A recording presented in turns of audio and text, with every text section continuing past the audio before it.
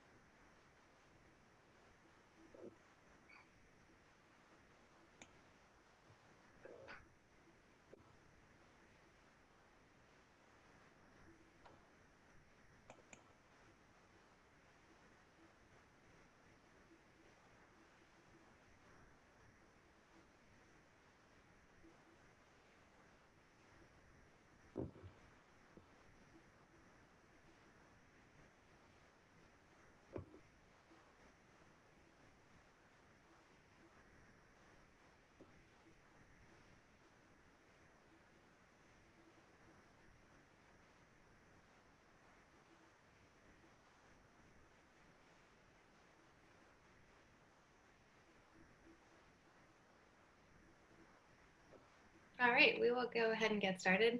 Thank you for joining Political Research Associates today for a roundtable discussion, Paramilitaries and the Far Right, Advancing a Vision of Civil War.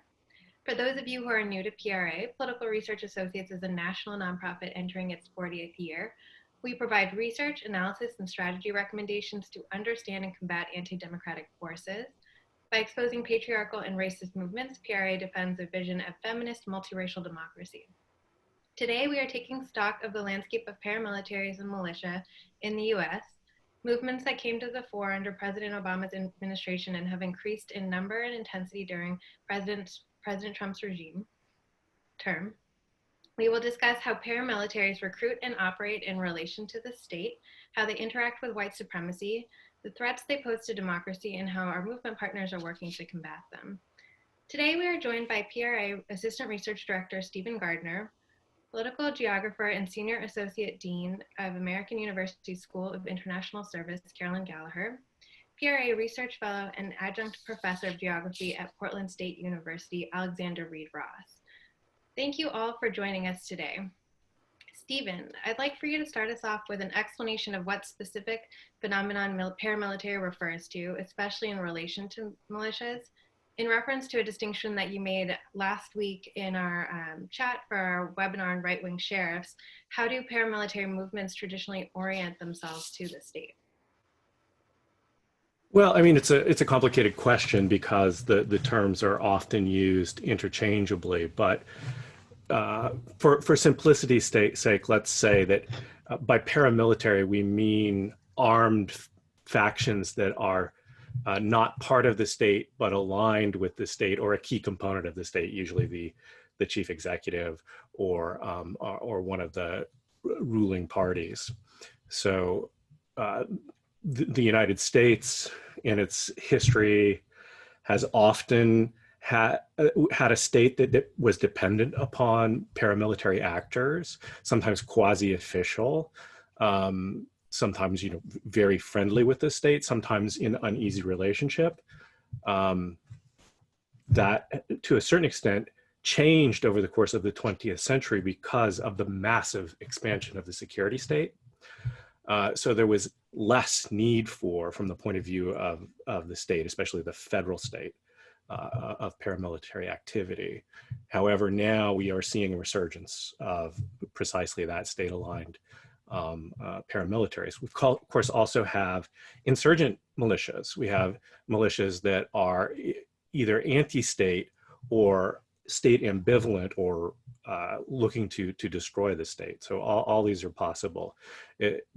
in some ways, though, the massive expansion of comparatively massive expansion, large-scale expansion of state-aligned or regime-aligned, anyway, paramilitaries in recent years is of interest and very concerning for the structures of democratic society. Thank you, Stephen, for setting the landscape of today's conversation. Before we continue, I would like to introduce everyone to our guest, Daryl Lamont Jenkins, founder and executive director of One People's Project. Daryl, we're so glad you're joining us today. And on that note, Carolyn, I'd like us to continue talking about the paramilitary militia dynamic under the Trump administration. You've recently co-authored with Jacqueline Fox a piece for PRA's The Public Eye, which is coming out shortly. I'd love for you to tell us a little bit about the ways in which the evolution of militias into paramilitary groups could potentially happen and the implications if it does. Sure. So I would start by echoing what Stephen said about paramilitaries. I mean, the term gets used to describe all kinds of groups, but in a kind of narrow sense, a paramilitary is often pro-state. And so just to give you two examples, from Colombia, you had the FARC, who was a kind of traditional guerrilla group that was fighting against the state. And then you had the AUC, or the Autodefensas, who were basically independent actors, but they were working towards the same interests of the state. They shared resources, intelligence, things like that. Another example of this is in Northern Ireland, where you had the IRA that was fighting against the British state, and then the Ulster Volunteer Force and the Ulster Defence Association, which were fighting the IRA sort of quasi on behalf of the state. So historically, when I think about the militia movement, and I did my dissertation on the militia movement a little while ago in Kentucky, and the militias at that time were anti-state. They were anti-government. They thought the federal government was largely illegitimate. And what's been interesting to me tracking this since the 1990s on and off is watching how the shift has gone from a group that is deeply suspicious of the federal government to one that is actively working on behalf of this particular federal government or regime. And the paper that Jacqueline and I have coming out with, PRA and the Public Eye, looks at two kinds of ways that militias could morph into pro-state paramilitaries. One would be to work on behalf of white nationalist groups who are advocating for a strong ethno-state. And they could themselves be working with the current president or the current regime if they wanted to. The other way is for them to be independent actors and to basically, probably around an inflection point like in the election, would be to develop a sort of an armed street wing defending Trump and Trump-aligned Republicans. Thank you, Carolyn. Continuing with the Public Eye, PRA has just published a piece by James Scaminacci on the centrality of the idea of an imminent racial civil war for far-right organizing. I'd like for us to talk a little bit about the orientation that paramilitary and militia groups have towards race. Alexander, can you tell us a little bit about this impending civil war in the imagination of the far-right and how this idea has manifested in the appearance of paramilitary groups at BLM protests around the country, a phenomenon that you've been tracking? Yeah, thank you for the question. I think that the far right has a lost cause historical view, right? Their narrative of American history still revolves around the Civil War and the loss of the Civil War, and they see themselves as trying to enact some kind of revenge in many cases. And I think that they see Trump as a kind of like sort of nostalgic, in that kind of nostalgic Gone with the Wind type of outlook. And so, you know, I always kind of compare what's happening now to what was going on with massive resistance to integration in the South in the 1950s and 60s. Insofar as we're seeing like a mass movement to oppose anti-racist activism, but it's flipped on its head, because in the 50s you had the Insurrection Act being leveraged against massive resistance in order to, you know, allow school integration. Whereas today you have the Oath Keepers and groups like it trying to get Trump to use the Insurrection Act to crack down on cities like Portland, where the far right believes that, you know, we're just insufficiently sort of subordinated to Trump and to right-wing hegemony in general. And I think it's just that point precisely, that they're showing up to intimidate, because this is the sort of underside of electoral politics. We think of electoral politics often in this liberal and rationalistic way. All you have to do is vote, and it goes into that system, and that's it. And we can have polite conversation along the way. But really, we're also talking about games of intimidation, physical violence, and hegemony in the streets. And that's how they want to force the election through for themselves, by kind of brutalizing and causing their opponents to feel shame, humiliation, so they won't turn up anywhere. And so they'll basically be afraid in their own homes. And so, yeah, I think that looking forward to, the inflection point of the elections, we could see a lot of things happening. There are people encouraging Trump to resist if he loses, and effectively put into effect a kind of contingency, right? And so, just to wrap up my comments, we have groups like American Contingency, basically social networks for militias, that are sort of looking at this with a degree of uncertainty. Like, what will they do, right? Are they going to stay home and make sure, no looters come into their homes? That's fine, maybe, I don't know. They're like paranoid, and a lot of them are extremely racist. But there's another faction of them that are saying, no, we go into the cities, and we confront, whether it's a victory party or, some kind of protest, or who knows. And at that point, we do have this precedent of the anarchist jurisdictions, which could be used to leverage extraordinary powers and attempt to do some kind of coup d'etat from above. Thank you, Alexander.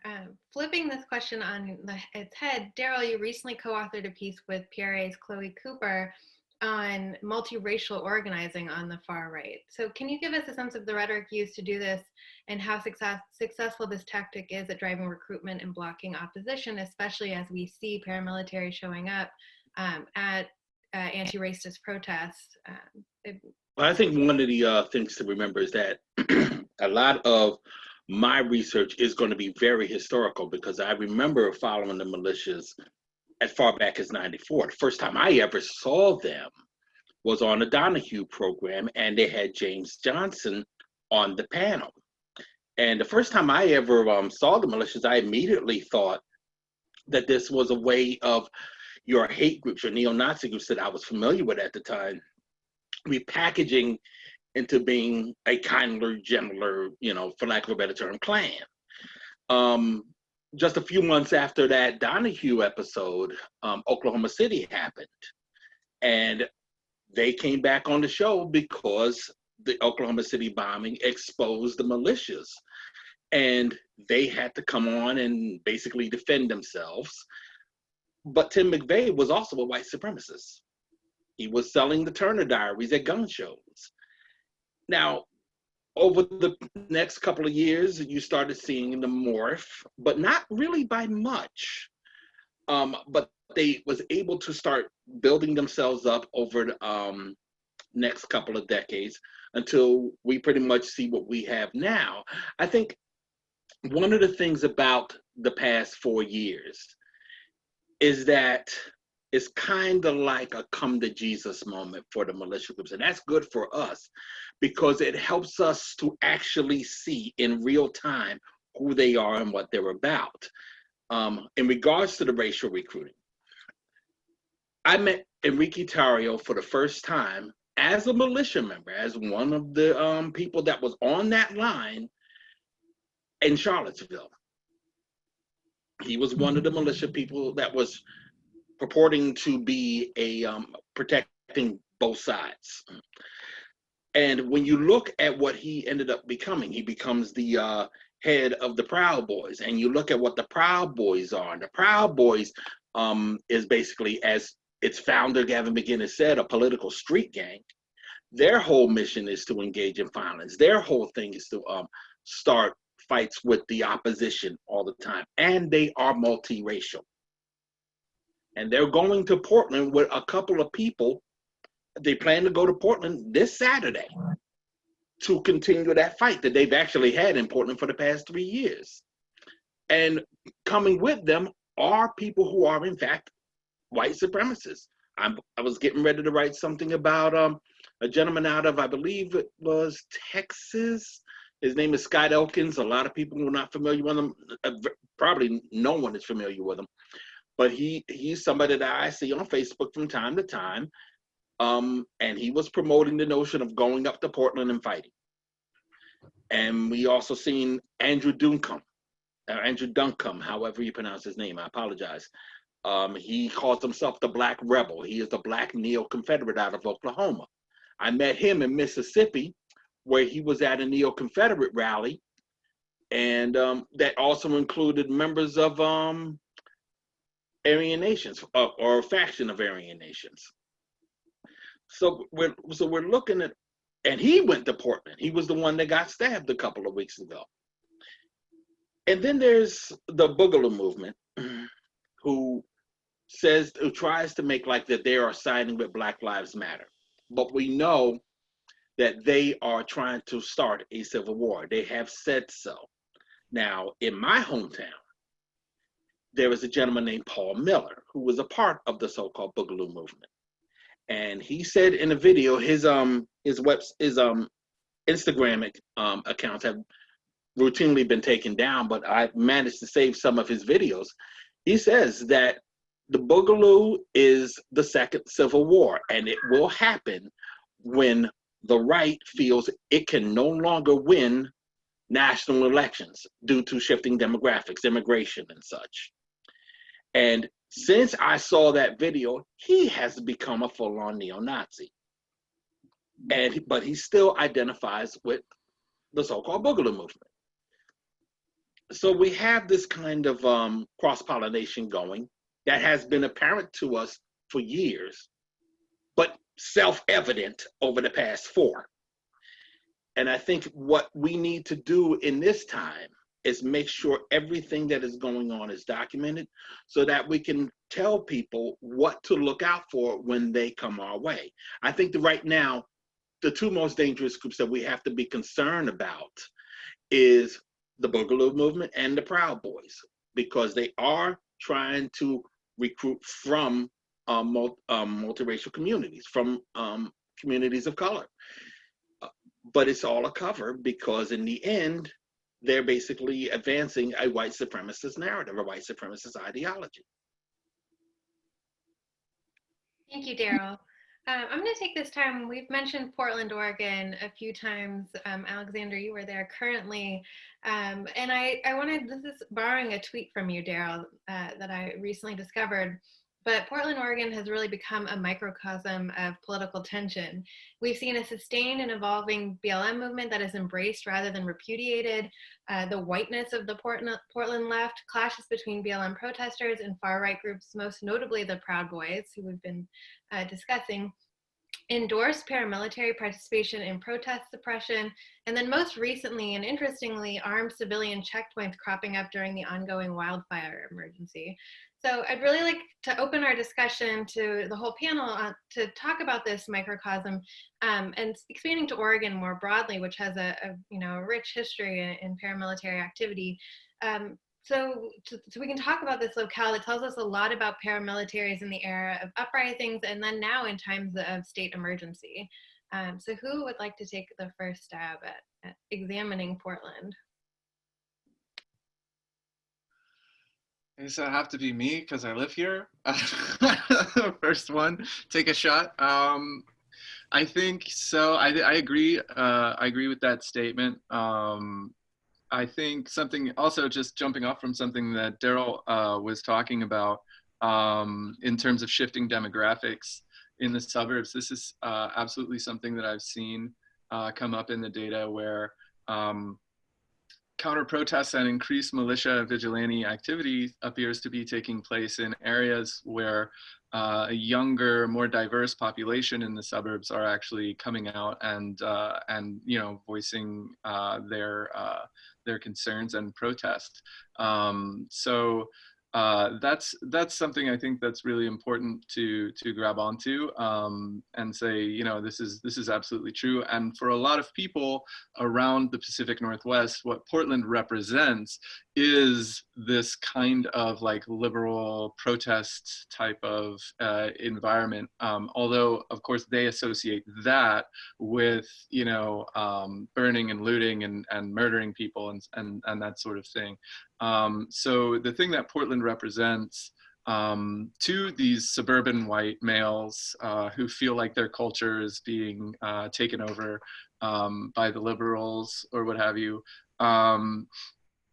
you know, that's why they think, you know, Portland is invading them. They think that Antifa is coming in buses from Portland to mess with them. They can't, you know, really figure out that, you know, there are people in their suburbs, in their areas, in their counties who actually feel this way too, you know, and that I think is the most horrifying thing to them, you know. So I think that, you know, Portland is kind of just a caricature at this point. It's like what people think about Portland. It's not like, it's like any city. I went to a couple of years ago to Pittsburgh. I went to Indianapolis, you know, Louisville, and I saw a lot of really great people, and I figured like a lot of those towns are just like Portland. Like Portland is actually kind of more like a normal town than a lot of people think. Can I add into something to that, Koki? I think the suburb is this myth too that's being deployed here. So, you know, I live in Washington, D.C., but I actually live across the border in Silver Spring in Montgomery County. And Montgomery County is about a third Hispanic, a third African American, and a third white, and a smaller, you know, percentage of Asians. And so, you know, the notion that cities have been, you know, overrun with these crazy people and we have to protect the suburbs from the cities. Both sides are this strange myth because, and it's not that we don't have white suburbs, we certainly do, but a lot of these big metropolitan areas, the so-called old ring suburbs, the 50s and 60s suburbs, they are very diverse. And so when Donald Trump, for example, comes out and talks about he's going to defend the suburban dream, it's always so ironic to me that a real estate agent hasn't actually kept abreast of all of the demographic changes that are going on in both cities. And, you know, because he talks about cities like it's, you know, 1970s, you know, disinvestment going on. And it's bizarre because he lives, you know, he used to live in Manhattan and it's like one of the most expensive places in the country. And then he talks about defending this white suburban dream, which is suburbs are increasingly really diverse. So it's this deployment of myth around both kinds of places, the suburbs and the city. That's a great point, Caroline, and thank you, Alex. I mean, I also have a deep connection to Portland. I grew up there and started doing this work there back in the late 80s, and in fact was monitoring a annual meeting of Aryan nations out at Hayden Lake, Idaho, when the Oklahoma City bombing happened, and started doing interviews from payphone back in those days. With people trying to say, what is this? You know, trying to do a course correct on, oh yes, this was clearly international Muslim terrorists. Or in the parlance of those days, international terrorist meant Muslims or Arabs. And I said, I don't think so. Oklahoma City is not a tempting target for people in a liberation movement. But anyway, some of the remarkable thing about Portland is that that it is the whitest major city in the United States, in one of the whitest states that has a history of overt white supremacy that parallels, minus chattel slavery, what existed in the South in the antebellum period, but that was then organized itself around white nationalism, what I would call white nationalism, which is maintaining a white ethno-state. So, you know, Blacks and Asians were literally excluded from settling in Oregon for a long time. But anyway, the demographic changes are shaping these narratives about who we are and who can be white. When I look at the splinterings and factions of the contemporary militia and paramilitary movements alongside ideologically explicit white nationalism, like the kind that you find, say, at American Renaissance, what I see is diverging stances towards what this demographic change means for everyone. I mean, it's clear that the Trump administration has followed on a long line of politicians who have taken that demographic narrative into the mainstream of politics and made it a centerpiece of the Republican Party, and is liable to bake it into Republican platforms going forward the same way anti-abortion politics are baked in, becoming a kind of litmus test to be a real Republican, marginalizing anyone from the moderate tradition or centrist tradition. The Oregon situation is just one of many where we see a battle between positions on the right about, is the state completely corrupt and irredeemable, the kind of old militia version of this is a Zog Jewish-dominated state, and the Boogaloo movement, which is in many ways what I would call a default white supremacist group as opposed to a white nationalist group. They are radical armed libertarians who fantasize about living in a world where whoever has the most guns makes the decisions. Not that that isn't to a certain extent always have an element of truth in it, but when you strip away the mechanisms of democracy and you end up with a failed state, which seems to be the goal for some of them, the results are not pretty. They tend to be ethnic cleansing and genocide.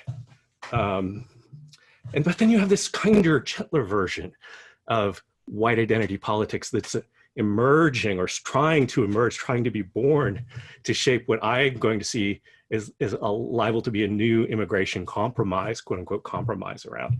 Oh, well, we're not being racist. This is the Eric Kaufman white shift argument.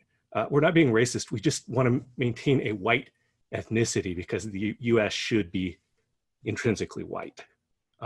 So it's okay for people of color to live here as long as they admit that it's a white country and basically keep their place. Short term, what all of this means is that all kinds of chaos is liable to be generated in the next several weeks between now and the election, immediately post-election, and no one knows. This is the scary part. No one knows how much damage will be done to democratic structures, and we've already seen the militarization of protest spaces and the normalization of people walking around with military-style weapons, semi-automatic weapons, with high-capacity magazines, pointing them at each other at a political protest. You say that Portland is one of the whitest major cities in the country. It's also the city where you actually see some of the most, and I'm going back to being historical again, we see the most physical opposition towards white supremacy. Portland, what Portland is going through now is actually nothing new to Portland, because I would say back in 1988, and people will remember this, back in 1988, a college student, 28 years old, Ethiopian named Mulugala Saral, was killed by 3 neo-Nazis from a group called East Side White Pride. And people are familiar with this because East Side White Pride was connected to Tom Metzger and the White Aryan Resistance. And the SPLC sued White Aryan Resistance and Metzger and his son John, and won a lawsuit on behalf of the Saral family. And I've been bringing back the press conference tape from that time, that Metzger had a press conference where he said the white separatist movement will not be stopped in the puny city of Portland. We're in your colleges, we're in your banks, we're in your police forces. our skinheads have grown their hair out and they're going to college, they disappeared. And I transposed that to a guy named Joe Biggs, who's was a Proud Boy associate from Florida, who is more than likely in Portland right now, who himself says, I have an army behind me. We are, I hope Antifa is ready. We have police, we have ex-cops and military folks all rallying behind me to take on Antifa. And I bring up the Mulugeta Surah killing because that was the beginning of what they called the war back then. And it was basically between anti-racist activists and the East Side White Pride adherents, the neo-Nazis that were there at that time. It de-escalated in '94 when the lead singer of Bound for Glory, Eric Banks, was killed during the altercation, was shot and killed by a member of Skinheads Against Racial Prejudice. So theoretically, Antifa has killed twice, and both times were in the city of Portland. Portland, I do not know whether or not, this is a whole new generation. A lot of the folks that are coming into Portland and have been coming into Portland for the past 3 or 4 years are not necessarily from Portland. They're from Washington State, in particular Vancouver, Washington. A lot of them reside there. And I'm not certain whether or not they are cognizant of that history, or they're there particularly because of that particular history. But it does say that Portland has built up enough of a reputation that these groups see Portland in particular as a threat to everything that they stand for. And in this day and age, I think they feel like they want to make an example of Portland. You see it in other parts of the country, but not like in Portland. Never has been like in Portland. I know a lot of folks in Portland who are not going to or not going to take the bait this weekend. They're going to stay away. They're going to have their event in another park because they know exactly what these characters want to do, and they're not going to let them do it. And because of that, I think these groups are probably going to feel a little dejected, but they're going to continue, and they're all going to go back home to their various parts of the country and try to do the same thing there. So whatever happens in the next couple of days, the next couple of weeks, we all have to be prepared. We also just strategize on how to make sure these groups are minimized more and more and more. Otherwise, they will get that civil war that they want. Perhaps they will lose it, but there will be a lot of lives lost. There will be a lot of people hurt, killed, a lot of damage done to what the fabric of the society is and what we want out of it. But I think I'm done there. Stephen, you want to go ahead? Yeah, I wanted to actually throw a question to Alex and maybe Carolyn as well, which is of the protesters showing up, the counter protesters or actors showing up to oppose or stand or take advantage of the racial justice uprisings that we've seen in the last 3 months. What's the largest category of people who turn up? How would you characterize the biggest group?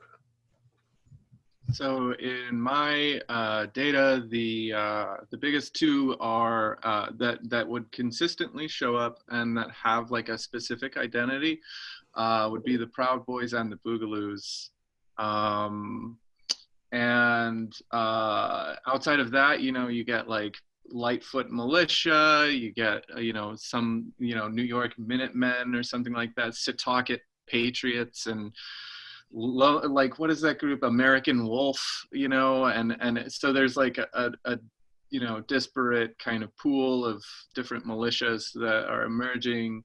Often there's kind of like a vague 3%er type of, you know, group that assembles off of a Facebook, you know, event page and doesn't really have like an organization or a name as far as I could tell.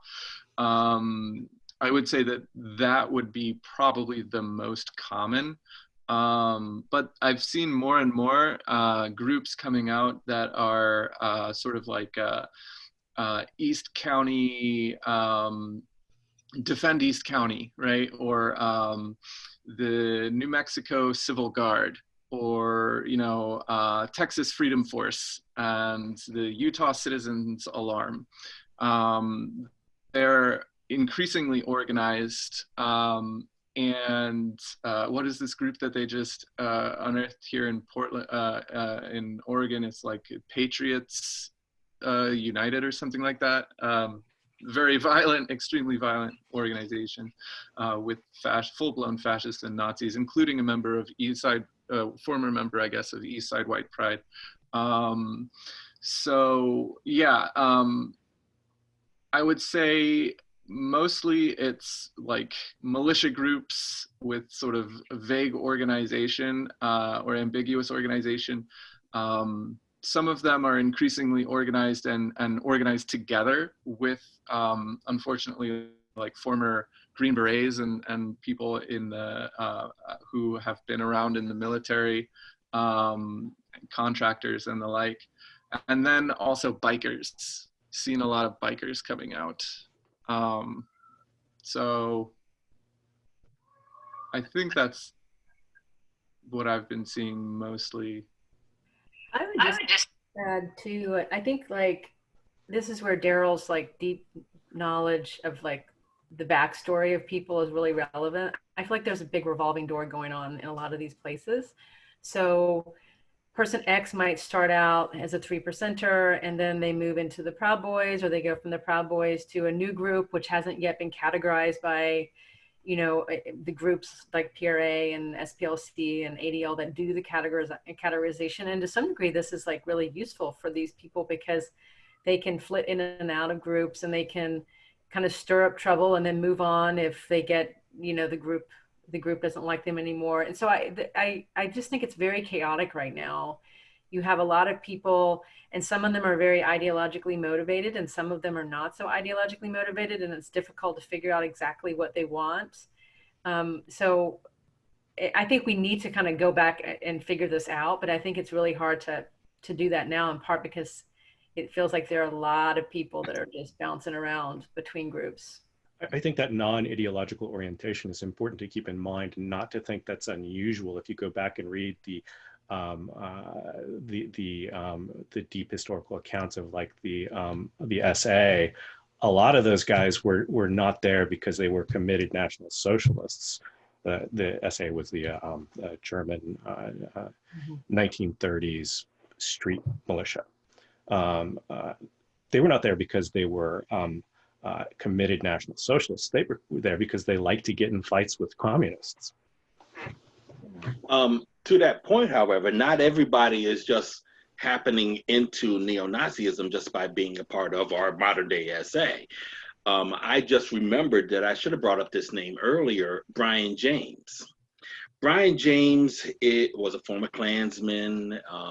He was a member of the outlaw Hammerskins, and he eventually started a group called the Villainous Social Club. He's a full-on neo-Nazi. And somewhere around 2005, when the Minuteman Project came to being, a lot of these groups started recognizing the political power that they had if they just toned down on their rhetoric and on their outward racism. Darryl, what was the Minuteman Project, just for the audience? 2005. Okay, the Minuteman Project was the anti-immigration group that was founded in 2005 to basically patrol the border. And it was founded by, let me see if I can remember. One of them is currently in jail right now on pedophilia charges. But But they were around for a good year, and then they started falling apart. But that started a lot of the modern day anti-immigration campaigns that we're seeing now. That really is what fueled the fire. And whenever an anti-immigration group gets into being, the white supremacists always seem to come along with it. Well, this time, the white supremacists recognized what excuse me, what kind of power that they have, so they are trying to maintain. Now, Brian James is now a Proud Boy and has been since they started. Brian James also runs a group called the American Guard. And the American Guard is very familiar to Portland because Fox News made a big deal about them being attacked with a hammer on a bus by Antifa or whatever. Long story on that. I do not want to get into that too much, but the fact remains that now you're talking about someone who was in a white power street gang, a neo-Nazi street gang called the Villain of the Social Club, founded it, literally knows where all the bodies are buried because people I know that have been in that group have been involved in some very nefarious things that were basically greenlit by Brian James. And now he's with the Proud Boys. And now he's with the American Guard. And now his group has a little bit of legitimacy in the mainstream, some degree of legitimacy in the mainstream of the right. And that's concerning because they're trying to, I know from back channels that they're trying to suggest that Brian James has changed his ways. And I have been making the point that he has not, that he is simply changing his strategy. And this is something that's also going to be important. There are some folks out there who are full-on white supremacists who know how to just shut up about it. And that's how they advance themselves. And that's how they have been advancing themselves in the Beltway. Thank you, Daryl. I do want to come back to you in a little bit about strategies for combating these movements. But before we do that, we've been really talking about militia and paramilitaries as the far right, as on the far right. I want to talk a little bit about the relationship between the far right and the right when we're talking about these movements. Following the murder of two Kenosha protesters, Fox implicit statements of support were made on Fox News. I would like to open the question to the panel to really interrogate the relationship between mainstream right media and political mobilization and far right organizing, which we've really been talking about to this point. Any takers on this question? I can say a little bit about it. I mean, when I was doing my research on the Kentucky State Militia in the 90s, they were actively working in the General Assembly in Frankfurt. So they had a phone tree, and they would go to the General Assembly, and they would sit in every legislative session and keep track of bills, and call their neighbors.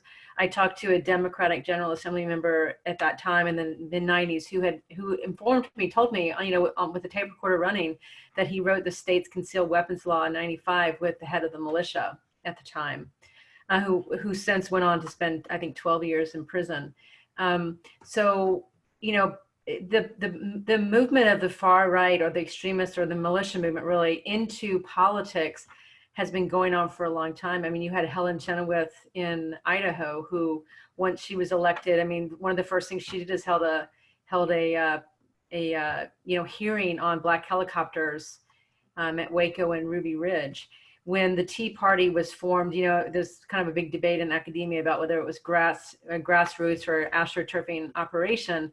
But something that's very clear, whichever direction it was, is that it was taken over pretty quickly in local chapters by people with connections to militia movements and other things. And so really, if you put it back into a longer time frame, what you're seeing now is this kind of it was creeping up and no one was paying attention to it. And all of a sudden, what's been going on for a long time is now almost fully in the mainstream. And yeah. I mean, go ahead, Daryl. Okay, I'm sorry. Helen Chenoweth just reminded me that she was that crew of Republicans that were elected that year in '94 when they just took over the House and the Senate and the governorships after 40 years. After 40 years of basically the Democrats running everything. And along with her came, I believe his name was Steve Stockman out of Oklahoma, who the first person that he contacted after the Oklahoma City bombing was a militia person. And we cut to now where we see more and more connections between the mainstreamers and the far right when you consider that, again, the Proud Boys are doing security for Roger Stone, who is considered one of Donald Trump's presidential advisors. Even more to the point, we have either elected officials or people who want to be elected officials that have a real good shot at getting into Congress. I mean, never mind Steve King out of Iowa, but we also have Steve Scalise, who has spoken at David Duke events. We've had Marjorie Taylor Greene, who looks like she is going to be in Congress, who comes out of the QAnon campaigns. And we have Laura Loomer, who may not win, but to be this close to winning is really scary considering her history of propaganda and race baiting and anti-Muslim baiting and such. And she is really a darling of the far right.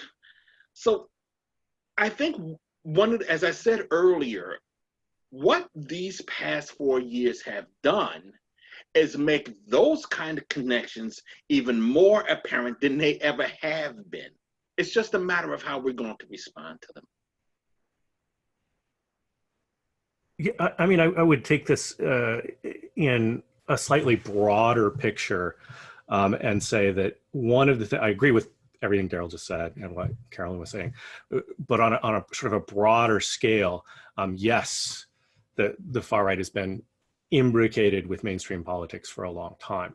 However, what we have now is this odd situation where the President of the United States is, one, appointing people whose ideas migrated directly from the far right in the anti-immigration movement, in Christian Zionism, and in other factions of the far right, to major, sub-cabinet level positions, people who are, high up in the bureaucracies, as well as judges with compatible views. And we have him using a rhetoric that would have been unthinkable for, even if some of the policies were the same, not just for Obama, but for either of the Georges Bush, for Clinton, for Reagan, sort of this glorification of this anti-state, not anti-state, I should say. Trump, in a sense, is egging on because he himself is anti-state, or he basically sees himself as the leader of a rump state that around which can configure everything legitimate and everything else out there, the quote unquote deep state, the more democratic small d tendencies in the country are not legitimate, and speaking to the politics of resentment directly without having to couch it in terms such as were invented during the war on crime and the war on drugs and so on. He's not having to talk about welfare queens. He's talking about Black Lives Matter and Antifa as the enemy of choice. Yeah, I think it's like it's a fundamental realignment of what the mainstream right is. The new right coalition, the evangelicals and neocons and the business elite, that's kind of crumbling, but what's coming up in its place is pretty terrifying. And so like you think about Max Boot, for example, sort of classic example of a neocon, and he's completely abandoned the party. And so it's not just about the never Trumpers. It's just sort of like, what is the mainstream right? What's the driving purpose of it anymore? It used to be sort of neoliberalism writ large. And so that had a racial politics to it, but it was sort of a subscript. It was very important, but it wasn't explicitly in there. And now, that's completely gone away. Yeah, I refer to the response between the far right and both sort of, if we divide the far right into the sort of insurrectionist or state critical, regime critical, and the regime supportive, they both have a call and response relationship to the Trump regime. One of them trying to call them out, and one of them trying to call them in, if you will. Thank you all. I'll say that this conversation has been really fascinating. I think our audience Q&A questions submitted from our audience members really demonstrate that. Before we open to audience questions though, Daryl, I want to talk to you as a movement leader. Can you tell us some of the strategies that you've employed to counter the far right, some of these groups, lessons that you've learned along the way that you wish you had known at the beginning of your fight? And also, interestingly, you operate under the avowed mantle of Antifa at a time in which Antifa has become synonymous with the boogeyman on the right. And just to talk a little bit about what that's like to occupy this space right now. Well, the fact that they, you have to recognize that what it is they're doing is just engaging in propaganda. You know, I mean, yeah, correct. Antifa is the boogeyman of the right, just the right. I mean, the fact of the matter is that's for a reason. So is Black Lives Matter. So was Occupy. So are anti-war activists. They need a boogeyman. They see their strength in scaring people. And if we kowtow to that, they win. So, I mean, our One People's Project has been around for 20 years, and almost since the beginning, our email address was antifa@onepeoplesproject.com. I mean, that was well before the anybody even heard the word. In fact, I've been saying this for a while, but I might have been, when I was on the Rachel Maddow show, I might have been the first person to even use the word on TV. So, I mean, I discount any concerns that the right has with the term, but I do recognize that I have to educate people on what that means. Excuse me, I just have a really bad cough. I apologize for that. And when I say I educate folks, I say, look, if you are against fascism, you're Antifa. Ignore the propaganda on the right, because in truth, whatever they say about Antifa is actually projection, because they have been the ones that have been committing acts of violence. They're the ones that have been killing people out there in the streets for longer than Trump has been in office. And my strategy, as you could probably tell from talking now, is that I try to show people exactly where things are coming from. Most importantly, I'm a journalist by vocation. So my strategy, One People's Project strategy, my organization, is basically a news outlet.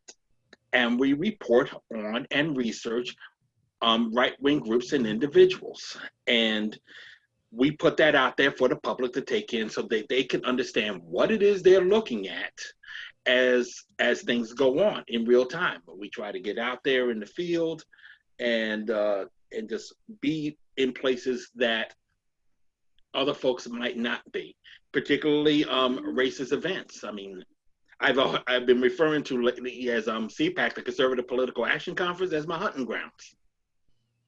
And because every year I find something that everyone needs to see there, especially when it comes to the far right or white supremacist groups.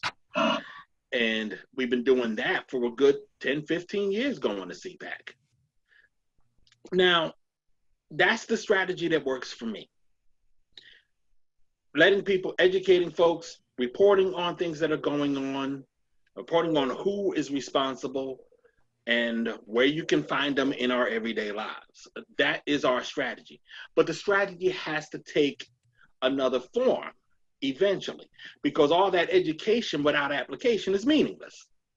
At some point, someone has to hit the streets, someone has to take action against the things in our society that are going to do us harm. So we do encourage people to do that, whether you're protesting or you're trying to keep people from holding office, or if they hold a certain position at your colleges or in law enforcement or in government,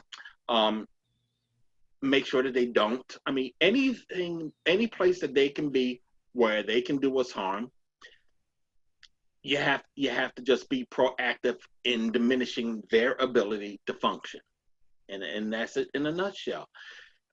And I'll say it again, it's just a matter of strategizing with communities and with people that are concerned to meet that end, to see that at the way we want to see it. I mean, this is our society, this is our country. We need to fight for it. And sadly, as they keep suggesting with their pronouncements of civil war, it's going to be them that we have to deal with. It's going to be people that we consider our neighbors, unfortunately. But we can do it peacefully. We can do it in a way that benefits more than hurts.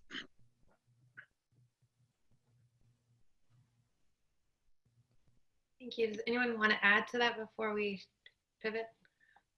So I just thought there was in the recent expose that came out, I think just yesterday, there were 3 articles, one in the Guardian, one in Bellingcat, and one by Emerald City Antifa or something like that, about this organization. I want to say its name was Patriots United, but anybody could correct me if I'm wrong.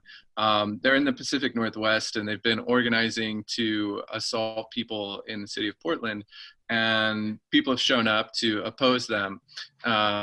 August 22nd was the latest time that they came out, and they're planning on coming back on Saturday. But their plan for August 22nd was that they were going to show up during the daytime. They had like a Say No to Marxism rally or something like that. And then in the evening, they were going to do another action. And so they were saying, let's keep the daytime rally more like just openly patriotic and boisterous, but not too bad. And then in the evening rally, we'll really let go, and some nasty stuff is going to happen. They ended up going home a little early that day because they met with a lot of resistance. And I think that there's something to be said for that. I mean, I don't think that people came out to oppose them and just like be aggressive and assault them. But they certainly did assault a lot of people. And people didn't just sit back and let that happen. And the fact that people came out to oppose them meant that in the evening, they were not there to unleash a whole lot of violence and harm on Portlanders. And I think we need to really think about that. Yeah, Patriot Coalition. We need to really think about what it means to oppose, and to counter protest in a situation where people are confronting the possibility of a lot of like violence and extremely violent people who are extremely racist and sexist and chauvinist. I think it takes a lot of bravery, and it's effective. Thank you. I'm going to transition us to talking through some of the audience questions. There's a lot of questions about a contested election or a seized election result. And questions about what the role the National Guard will play. How big is the threat of Trump using the threat of far-right uprising to insist that he can just take the election? How big of a threat is that? Rhetoric. What would be the defense from the paramilitaries, from state actors, Republican Party of Trump contesting election results or seizing an election, and then questions about law enforcement's role relative to paramilitary action in this eventuality. So it's a big question, lots to unpack there, but definitely a theme that we're hearing a lot in the chat and the Q&A. It's a really complicated question, and in a sense unknowable. What we can put out there are possible scenarios for things that could happen. A lot of it depends on what are the pre-shapers, what happens between now and election night. An escalation in the degree of violence and level of street confrontation, even if it's not particularly violent, will play into the chaos and intervention and fraud narratives coming out of the Trump administration, who has invoked the Insurrection Act as a possibility on a number of occasions, and is being pushed to by some paramilitary organizations to go in that direction. How realistic is it that he could steal the election is almost the wrong question. How realistic is it that a long period of contestation and uncertainty after the election will do significant damage to people's trust in the basic institutions of our society, I think is a more shaped question for what is likely to happen. Although it is a stolen election if you take, say, the standard of the Bush-Gore election as a baseline possible, of course. But what if we get into some of the nightmare scenarios of polling places being burned down by one or another faction of actors, of orders to stop counting ballots, or pressure coming from the federal government on the grounds that mail-in ballots are fraudulent, and so on. All of this is going to be a gigantic nightmare in terms of reshaping and diminishing an already stressed trust in state and federal institutions. And so there are real consequences, even if he, quote unquote, doesn't get away with it, I guess is what I'm saying. That doesn't mean that we don't fight back. And going back to the strategy, it means that we fight back with our eyes open. We fight back understanding that there will be unintended consequences.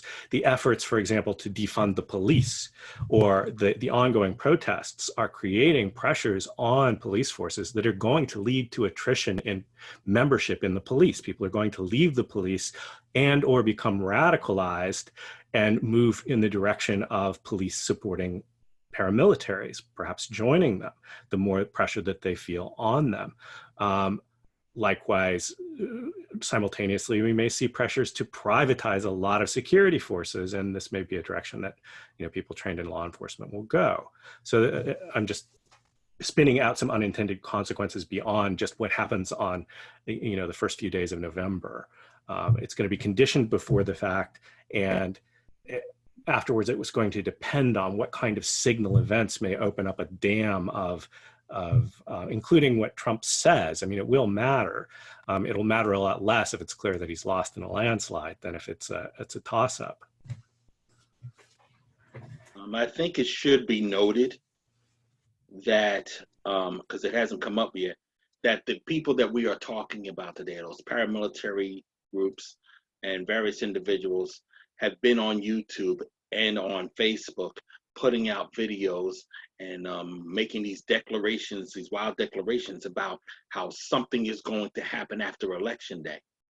And sometime in November, there's going to be something coming that we all going to wish we never riled them up or what have you. And my thinking, and I still have a lot of faith in people here. And my thinking is, how in the world do 300 million plus people feel that they cannot beat this? And this is where I guess some sort of emotional response comes in.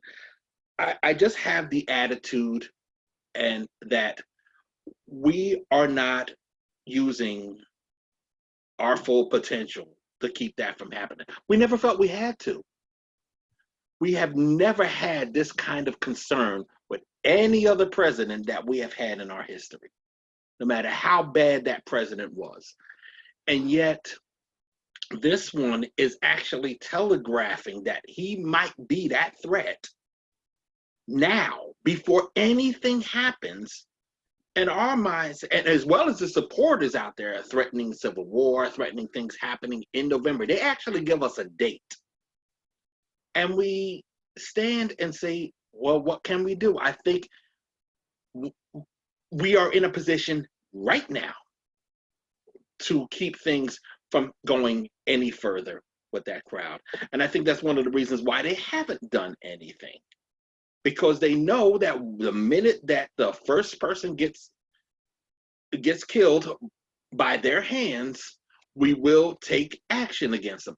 Perfect example of that, Charlottesville. All of a sudden, when Charlottesville happened, immediately people started trying to take action against the white supremacists, shutting down their websites, firing them from their jobs. Even families are disowning you. Stormfront.org went down because their host did not want to have anything to do with them anymore. And my and my attitude at the time was, we could have done this all along. We really could have done this all along. And I look at the same thing happened with Dylan Roof, or with George Floyd. When everything started people started reacting to these things in a, I don't want to say volatile way, but in a way that you had to stand up and take notice. All of a sudden, the solutions were apparent.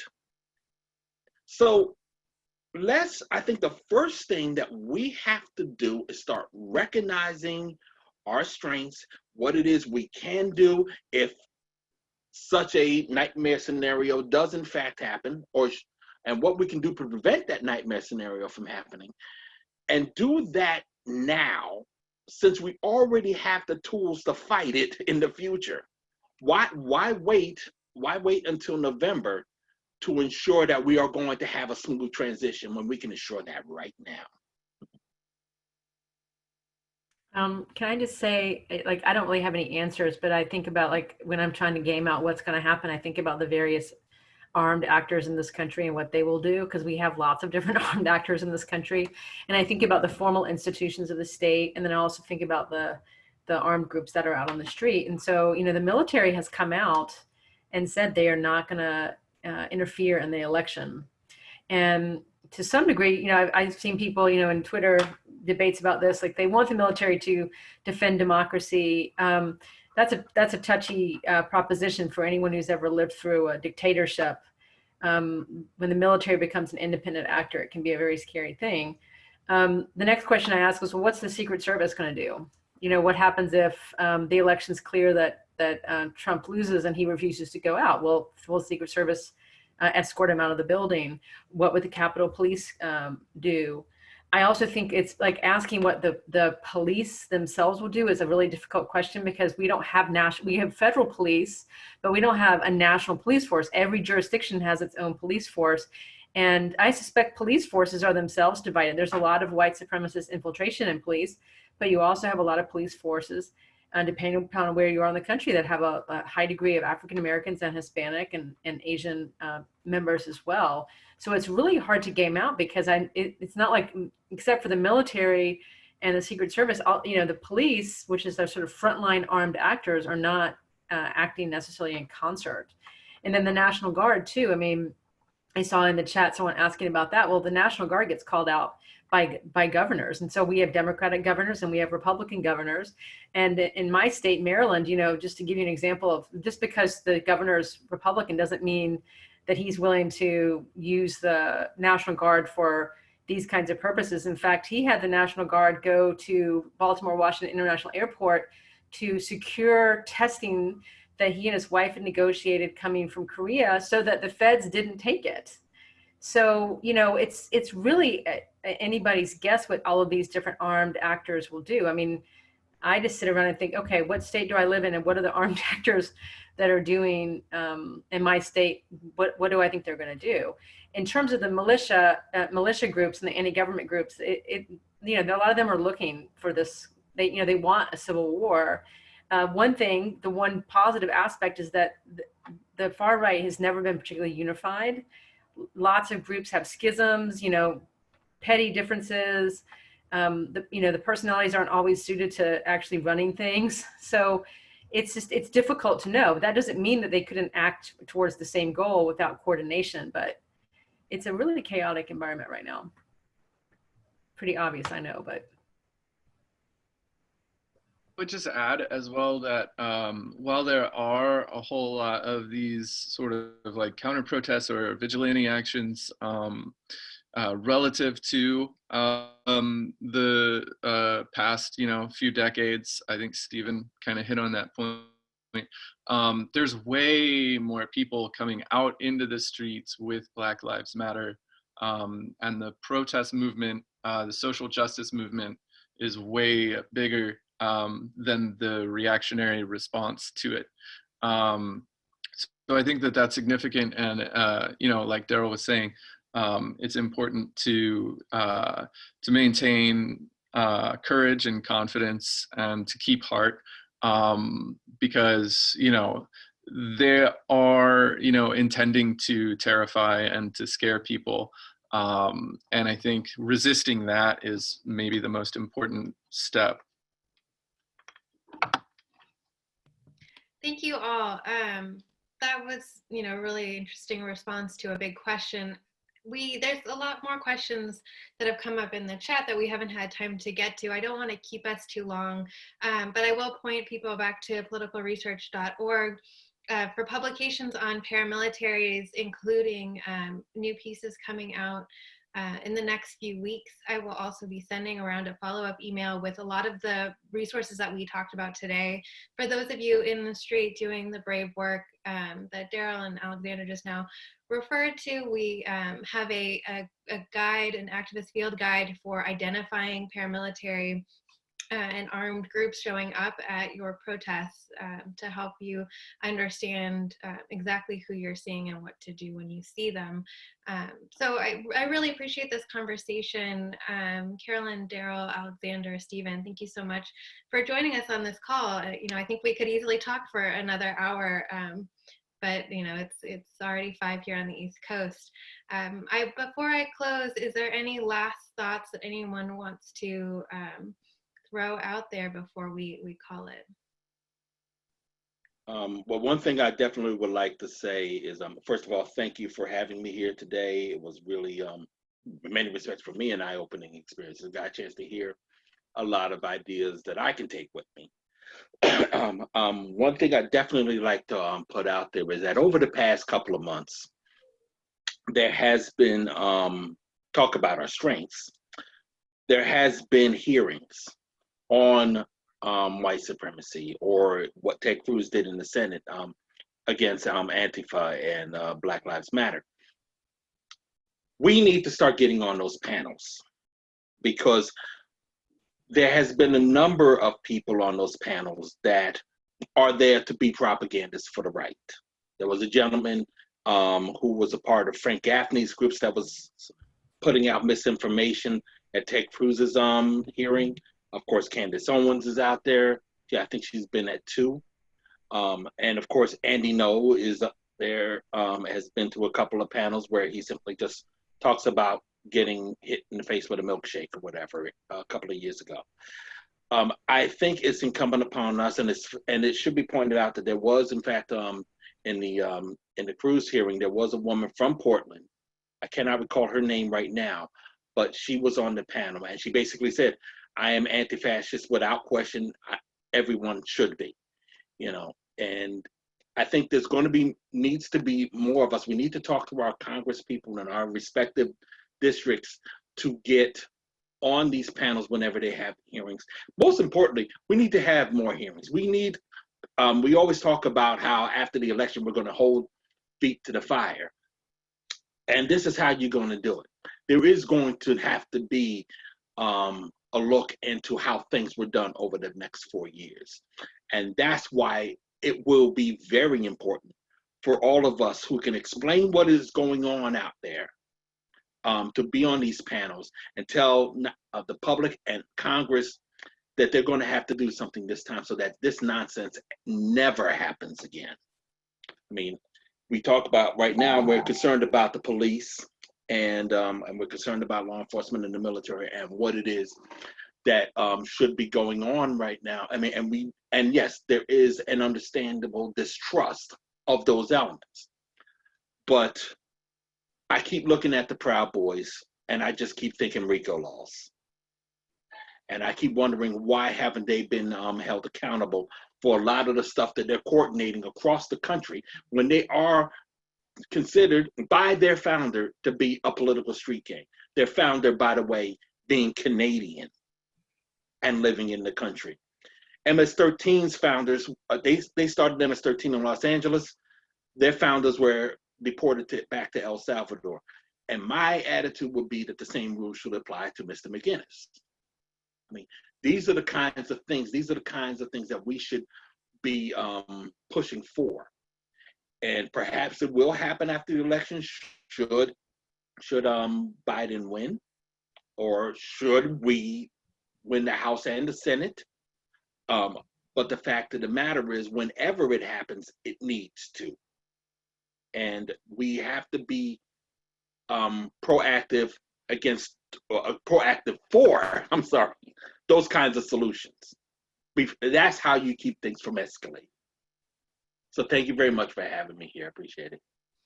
Thank you, Daryl. I think those are great words to end by. Thank you all again. Hedney, when you're ready, you can take us out. Thank you.